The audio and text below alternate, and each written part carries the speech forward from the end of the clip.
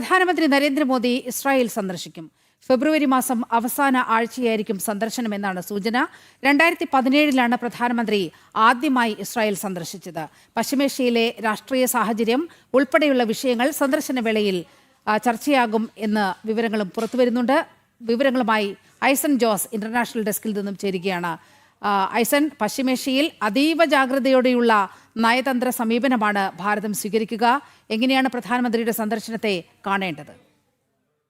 നിലിമ, തീർച്ചയായും പ്രധാനമന്ത്രിയുടെ ഇസ്രായേൽ സന്ദർശനം എന്നത് നിർണായകമാണ്. ഒരേ സമയം അത് പശ്ചിമേഷ്യയിലെ രാഷ്ട്രീയ സാഹചര്യങ്ങളും അതുപോലെ തന്നെ ഇസ്രായേൽ ഉൾപ്പെടുന്ന ആ വിഷയത്തിൻ്റെ അടിസ്ഥാനപരമായ വിഷയങ്ങളായിരിക്കും ചർച്ച ചെയ്യുക എന്നത് ഒരു പ്രധാന ഘടകം തന്നെയാണ്. നമുക്കറിയാവുന്നതാണ്, ഇസ്രായേലിൻ്റെ സമാധാനത്തിനായി പ്രധാനമന്ത്രിയുടെ എല്ലാം സഹായം ആവശ്യപ്പെടുന്ന അല്ലെങ്കിൽ സഹകരണമൊക്കെ ആവശ്യപ്പെടുന്ന ഒരു സാഹചര്യം ബെഞ്ചമിൻ നെതന്യാഹുവിൻ്റെ ഭാഗത്തു നിന്ന് പോലും ഈ കഴിഞ്ഞ ദിവസങ്ങളിൽ ഉണ്ടാവുകയും ചെയ്തിരുന്നു.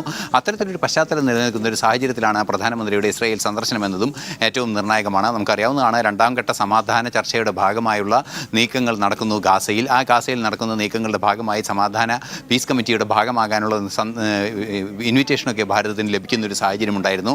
എന്നാൽ ഇക്കാര്യത്തിലൊന്നും ഭാരതത്തിൻ്റെ പ്രതികരണം ഉണ്ടാവുകയും ചെയ്തിട്ടില്ല.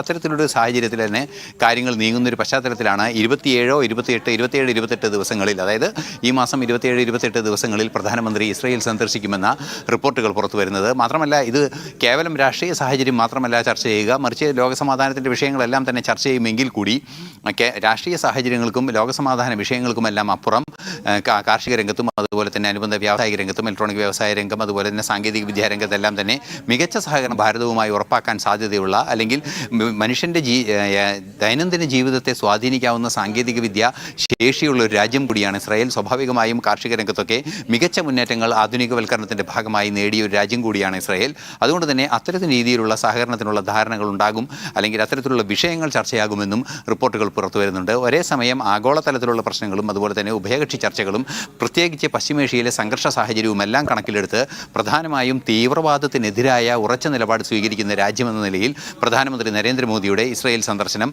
ഏറ്റവും നിർണായകമാണ്. നീലിമ. ശരി ഐസൻ.